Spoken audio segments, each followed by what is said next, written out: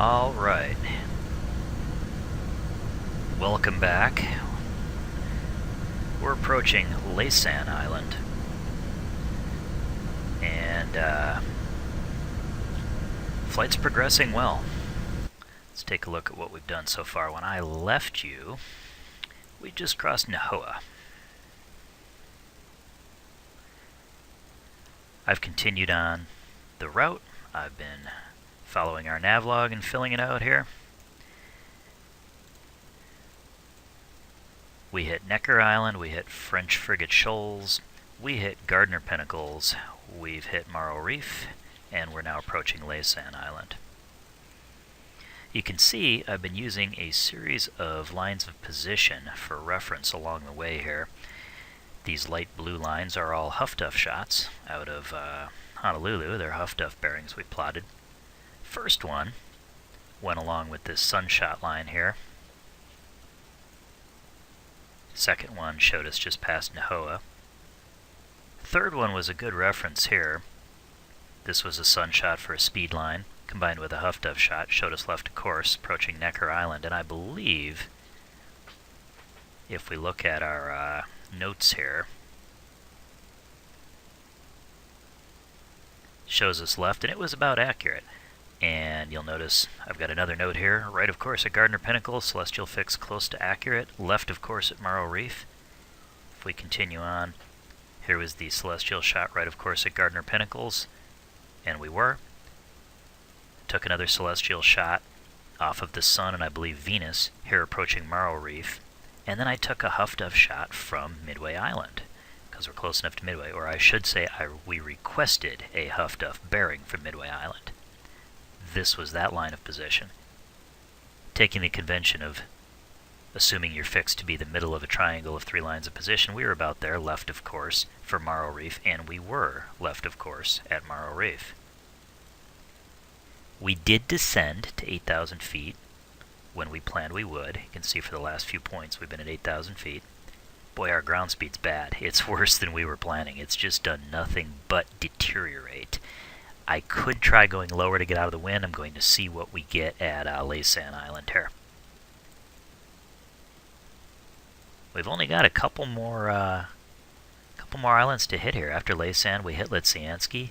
We bounce up to Pearl and Hermes Atoll, and on into Midway. As we cross Laysan, I'm going to take another HfDf bearing, or probably a little bit after we cross Laysan, I will request another HfDf bearing, and we'll see how accurate it is. You can see Laysan's in sight. Looks like we need to come a little bit further to the right, don't we? I already had to steer a few degrees to the right. Let's go a little more to the right. Overfly the island best we can. You can see it has a little lake in the middle of it there. If you look at Laysan Island, it's pretty recognizable because it does have this lagoon in the middle of it, this kind of dual or double lagoon feature. And that's actually modeled in the flight sim scenery.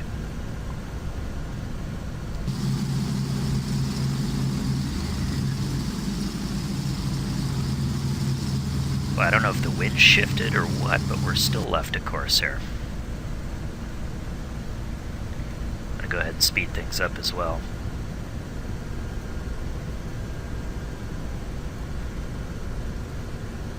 I know, time compression. It's a horrible thing. Real simmers don't use it.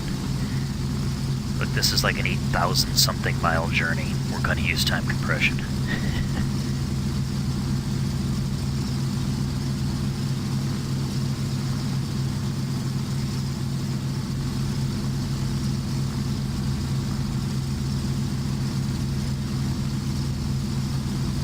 Looks to me like we're drifting left of course now. I think we must have had a wind shift.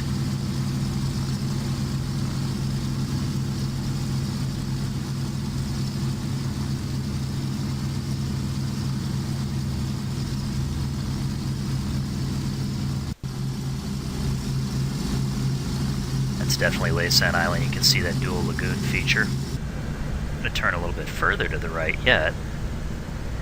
And I'm going to kick this a few more degrees to the right.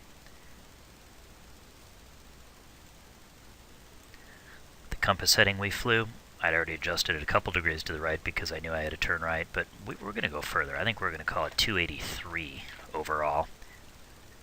Let it use that to compute us a new wind.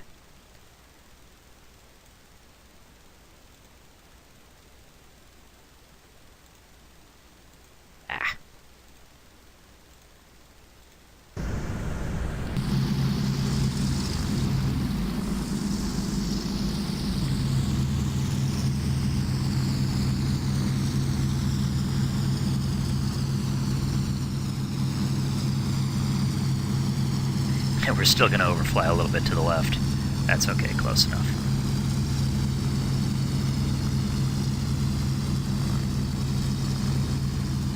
Yeah, if we had a drift meter, I think it would definitely be measuring left drift right now. Our first officer can look out the window here and probably see when we're over Laysan.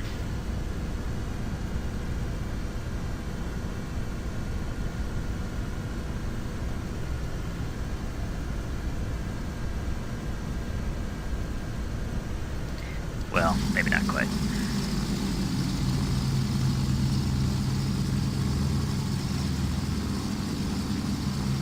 Yeah, I'd say that's pretty good.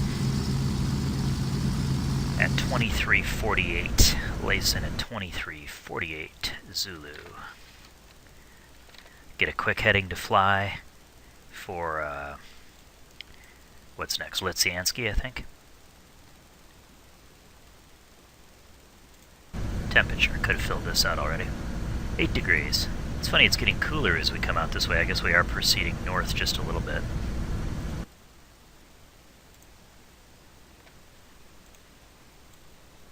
Okay, that should be enough for us to choose the next point. After Laysan Island, we're going to Litsiansky Island. Gives us a compass heading of 277. Let's steer that.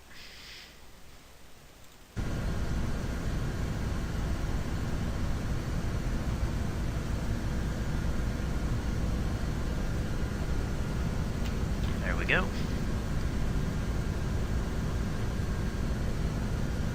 Now let's evaluate our progress.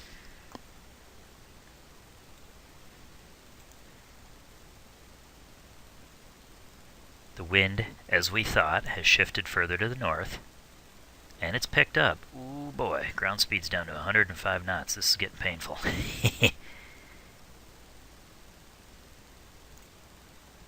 So let's see. Got 122 miles almost to run to Litsiansky Island. Going to take us an hour and 10 minutes. Get there at 0058 Zulu. Better grab a fuel hack. Let's try not to screw it up this time. I don't think I completely explained why I was doing this last time. This aircraft has fuel gauges that only read in percent on the tooltips, and that's how they're calibrated on the gauge face as well if you wanted to try to read that. Percent isn't a useful way to keep track of fuel, so I actually go here and read the gallons on board. And 1784, let's say we had 1786 gallons when we cross Laysan. We then do a little math because we need pounds. So we take 1786 gallons times 6 pounds per gallon for avgas, and we get 10,716 pounds of gas.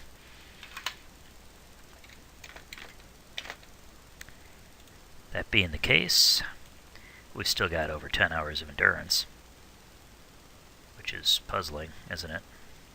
How we have more endurance than we did before, even though we have less gas than we did. Yeah, I'm not going to try to figure that one out. We have better or less range, though, which makes sense. However, even at this poor ground speed, we have plenty more range than we actually need to fly. We only have another 352 miles to go to destination. Alright, last thing. Promised a HfDf bearing. Let's go ahead and call up Midway and request a HfDf bearing. You can see Midway Island's 409. I've got it tuned in. We're getting weather from Midway Island. Using a slightly newer version of the gauge here, the weathership gauge, and the author has built in a couple shortcuts. You can now click that screw or that screw to set the compass card to either magnetic heading or true heading. Now we want a true bearing, so it's more useful to set this to true heading. Is it cheating? maybe if you're playing the role of an aerial navigator using airborne direction finding equipment. However, we are in this case playing the role of a ground radio operator using ground-based direction finding equipment, which would always be calibrated to true north. He's not moving around, is he? So that shortcut that calibrates this compass card to true north removes one opportunity to introduce some error, and I think probably brings us a little bit closer level of realistic accuracy. In reality, the ground-based radio operator wouldn't have had to set a compass card. So we've set our compass card to our true heading, which you'll notice our magnetic heading is 277, and this is set to almost 287. We've got over 9 degrees of easterly variation. When you're converting from magnetic to true, you add easterly variation, so that makes sense. Compass card set to true heading. Now, let's rotate our loop, watch our signal strength. We're looking for something southeasterly, we hope.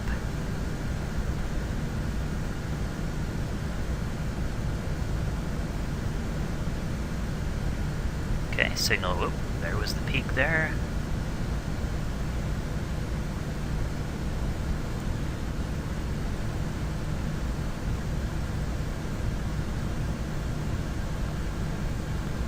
That seems to be about the strongest peak right there. So 60, 90, 100, 110, 117. Let's call that a true bearing of 117 from Midway Island. Let's draw that HfDf bearing, see how we're doing.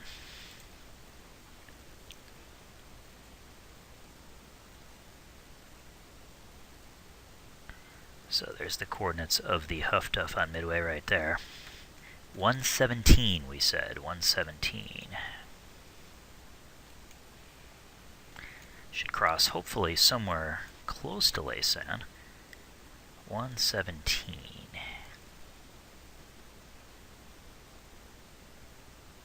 Right there.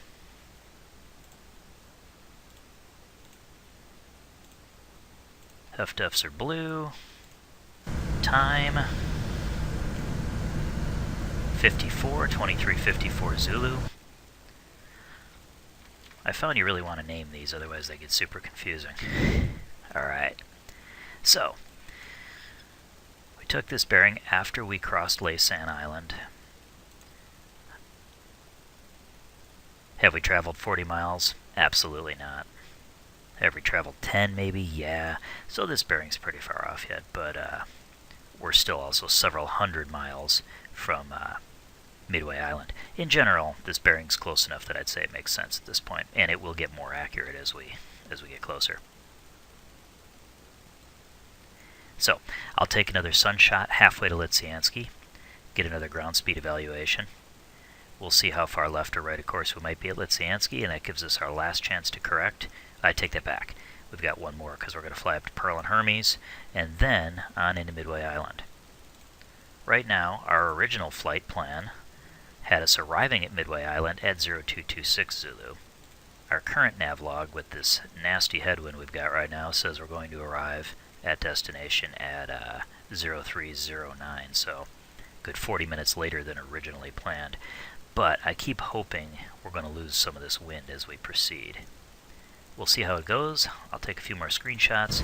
We'll come back for the landfall and arrival in Midway. Thanks for sticking with me. We are making progress.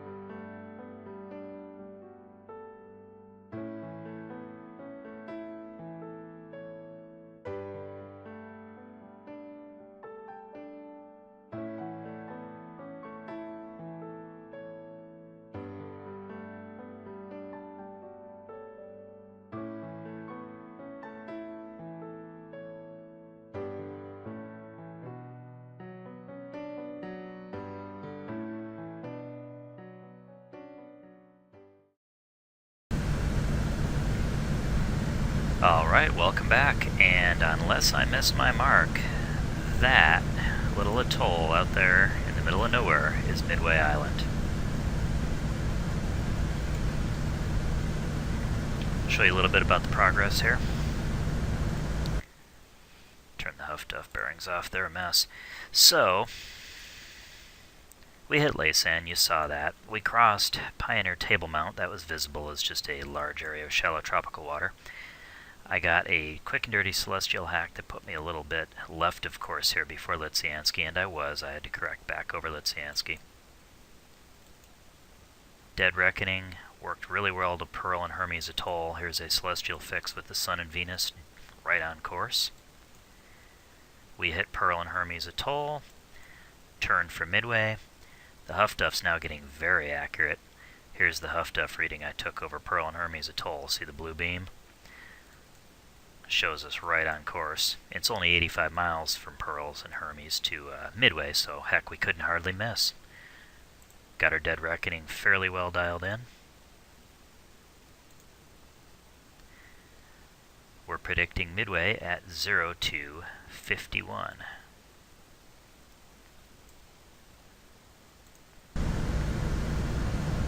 And there is nothing else out here, folks, so that is Midway Island. You notice we're pointed off to the right. I'm going to hold this heading and see how it works. We're crabbing to the right because, look at what the wind did.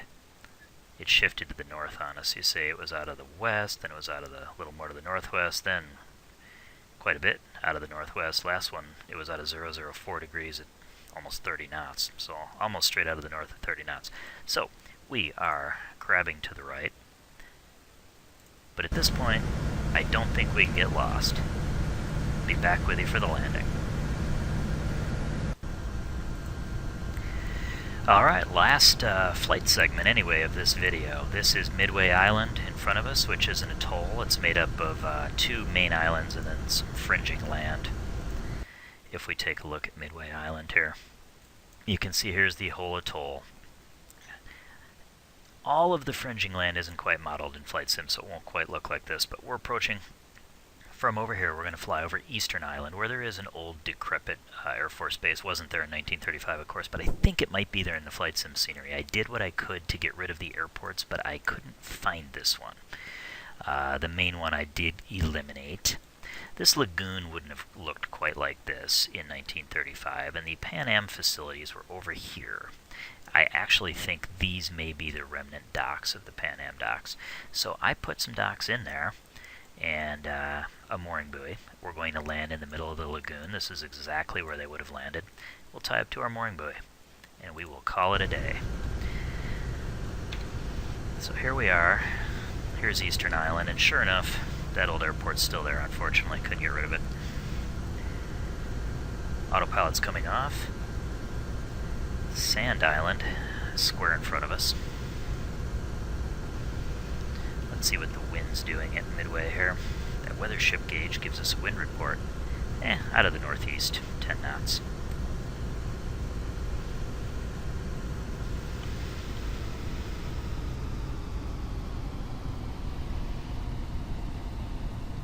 That lagoon is our landing area right there. Boy, it got hazy down here, as it does when you descend into a tropical air mass.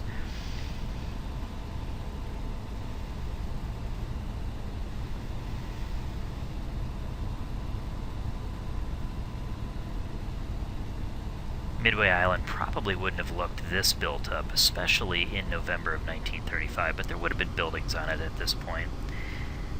The Pan Am Village would have been right around here, though it was probably only about half constructed in 1935, because remember, passenger flights didn't start for almost another year. By that time, there was a luxury hotel out here called Goonyville. It was right around here where the mouse is, and passengers, by all accounts, enjoyed Midway Island. Wake was a little different, but Midway everybody liked.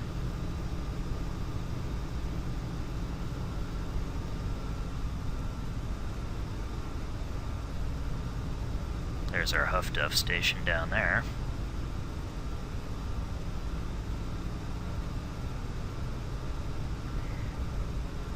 So it's November. It's only about a week from Thanksgiving, right? It is November 24th. Maybe less than a week from Thanksgiving. Well, it turns out that the China Clipper, when she arrived in Honolulu, since she didn't need as full of a load of fuel, she had some extra payload capacity, and so she was loaded with a whole bunch of equipment for the atolls, a whole bunch of just general supplies, all sorts of random things. She was also loaded with Thanksgiving supplies, so we are bringing the turkey, the cranberries, the stuffing to Midway, and then we're going to continue on and bring it to Wake as well.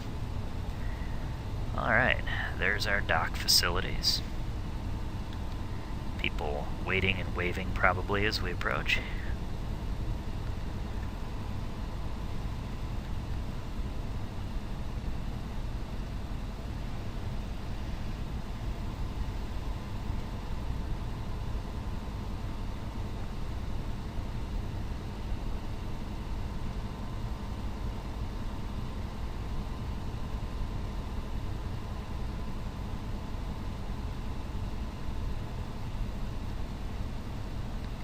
There she is. Welcome to Midway Island, folks. Touchdown 0249.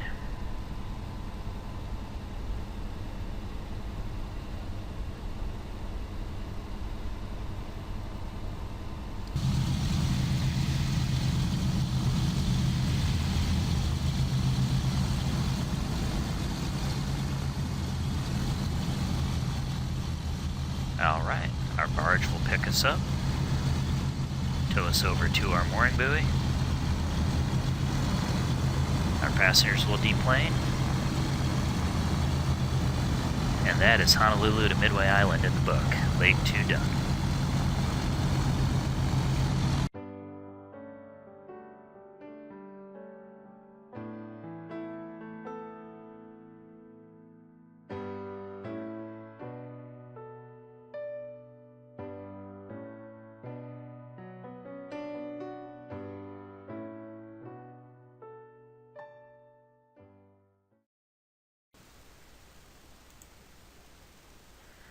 Well, here we are on our mooring buoy at Midway Island. And we'll just take a quick look at the analysis of this flight. I don't think we need to talk too much about it. We pretty well beat it to death on the way in.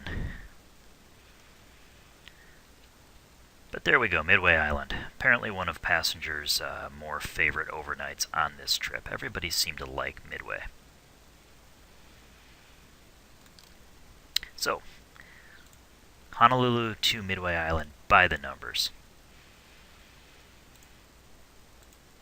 We planned on this flight taking 9 hours and 26 minutes. It actually took 10 hours and 10 minutes. We plan to arrive at 3:26 p.m. local time. This, of course, is in Zulu, but that's 3:26 local time. There's our arrival time, 3:26 right there. it's 0226 Zulu. So, we actually arrived at 0249 Zulu. So, 23 minutes late, mostly due to worse than expected headwinds. Not too bad. As far as fuel goes, we planned on having about 7,900 pounds of gas left. We landed with 7,596, so we were a little overburn, which makes sense considering we were also a little bit late. As far as navigation and flight progress, we had all these islands to follow, so really this was navigationally pretty easy. We talked about the sunshots here. I believe this was a sun and moon shot here, and then I switched to sun and Venus shots for the rest of these. Venus would have been visible during the day and was something that a skilled navigator could shoot, and I already went back and looked. It actually was in the sky far enough away from the sun on the date of this flight that Venus would have been a usable celestial navigation target, and so it was completely legitimate to shoot Venus. We can add in the HfDf lines here, and you can see we took several from Honolulu. We took several from Midway. They were all fairly accurate. They got increasingly accurate the closer we got to Midway Island. The final one we took was off of Pearl and Hermes Atoll, and you can see we were there, and our HfDf line was just fine. Here's the actual track of the flight. The actual track of the flight, this purple line, has some breaks in it because I wasn't very disciplined about turning on my flight tracker. And we really don't need it too much because we know we flew over all these islands. This is some spurious leg here. I can't remove it. Didn't really happen. We took off out of Honolulu. We overflew Kauai, as we knew. We overflew Nahoa. There's a slight left correction to hit Nahoa. And then there's our correction on course. And this was where I ended the flight for that night, and failed to turn it on until after we'd hit Necker and French Frigate Shoals. And right after Gardner Pinnacle, I remembered to turn it on again. So you can see this celestial shot was pretty good. The HfDf line was not nearly as accurate as the celestial fix. So I think my plan is for flying to Wake, unless I'm within probably about 100 miles of the island, I'm going to use celestial fixes as a primary fix, and then I should be able to make a triangle with a HfDf line, but I will bias my fix towards the celestial fix, or where the two celestial lines cross. So in this case, instead of taking my position at the center of the triangle of these three lines of position, I would probably put my position over here more, which you can see was pretty accurate. So that'll be the plan for going to Wake. Here's where we made the correction. We got Morrow Reef in sight. Once again, I ended for the evening. Forgot to turn the flight tracker on when I started right away, but then I did. Here's our correction for Laysan Island. Here's our correction for Litsansky Island. Here's our correction for Pearl and Hermes Atoll, and right on into Midway.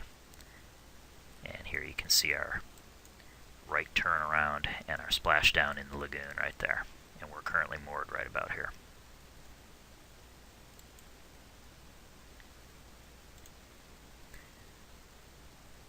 If you go through my lines, my notes here that I made with my revised ETAs and my revised ground speeds, and you compare them to the numbers on the flight plan, they are all accurate.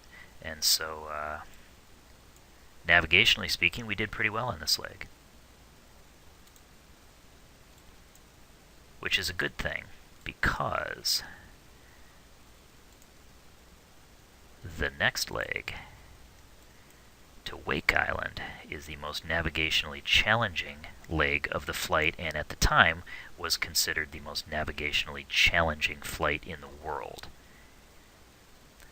There's no string of islands to follow to Wake Island. There's nothing but Sun and Venus shots and the HfDf. Fingers crossed that it goes as well as this leg did, and we'll be back for leg 3. Thanks for coming along.